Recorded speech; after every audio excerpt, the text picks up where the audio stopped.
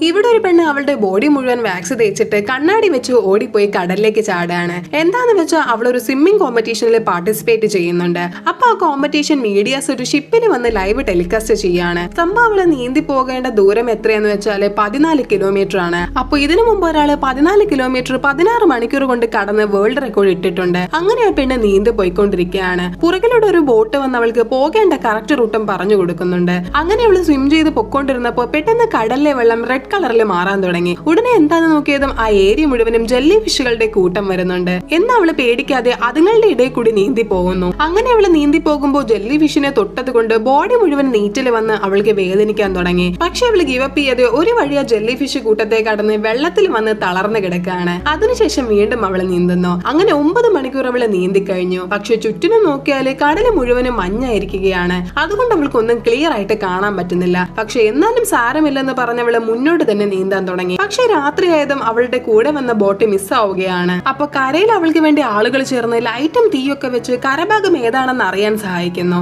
അതുകണ്ട ശേഷമാണ് അവൾക്ക് നല്ല ജീവൻ വന്നത്. ഉടനെ അവളെ വെളിച്ചത്തിൽ നോക്കി നീന്താൻ തുടങ്ങി. അങ്ങനെ 14 കിലോമീറ്റർ 14 മണിക്കൂർ 34 മിനിറ്റ് കൊണ്ട് അവള് നീന്തി കടന്ന് വേൾഡ് റെക്കോർഡ് ഇടുന്നു.